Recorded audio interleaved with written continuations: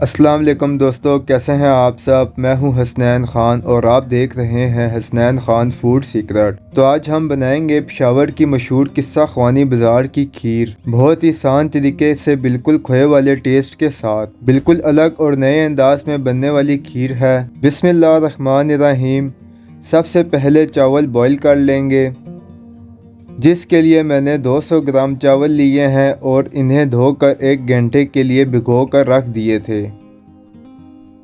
इनमें 5 से 6 कप पानी ऐड करेंगे और जिस तरह हम नॉर्मल चावल बॉईल करते हैं वैसे बॉईल कर लेंगे। चावल हमारे बॉईल हो चुके हैं, अब इन्हें ब्लेंड कर लेंगे क्योंकि हमने खीर दानेदार नहीं रखनी। यहाँ पर कढ़ाई में 1.5 लीटर दूध लेंगे।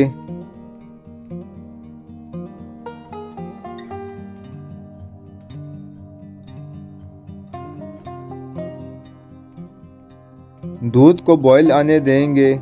अब इसमें 5 से 6 सब्ज़ इलायची ऐड करेंगे। जो चावल हमने बॉईल करके ब्लेंड किए थे वो ऐड करेंगे।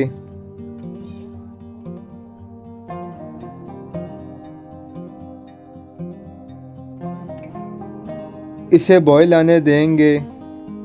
अब इसे 15 मिनट तक लो फ्लेम पर पकाएंगे। दूसरी तरफ हमने रस ब्लेंड कर लेने हैं, जिसके लिए मैंने 6 रस लिए थे और 1 कप दूध ऐड करेंगे। खीर को कलर देने के लिए थोड़ी सी चीनी मेल्ट कर लेंगे, जिसके लिए आधा कप चीनी फ्राई पैन में डालेंगे। लो फ्लेम पर मेल्ट होने देंगे।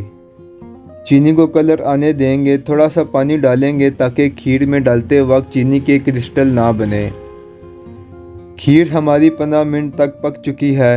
अब इसमें 1.5 कप चीनी ऐड करेंगे।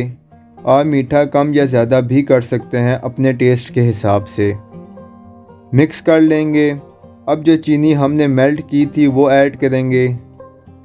अगर आपको लाइट सा कलर रखना है तो थोड़ी सी डालेंगे। मैंने कलर को डार्क रखना है तो ये सारा डालेंगे। अगर आपको कलर चेंज नहीं करना तो आप ये स्किप भी कर सकते हैं। अच्छे से मिक्स करेंगे। अब रस जो ब्लेंड किए थे वो ऐड करेंगे। इससे खीर का टेस्ट बिल्कुल ऐसा होगा जैसे आपने खोया डाला है। अब इसे 20 मिनट तक और पकाएंगे ताकि खीर और गाढ़ी हो जाए। खीर हमारी रेडी है। थोड़े से ड्राई फ्रूट ऐड करेंगे, मिक्स करेंगे। तो माशाल्लाह अल्हम्दुलिल्लाह हमारी पेशावरी खीर रेडी है। ड्राई फ्रूट से गार्निश करेंगे।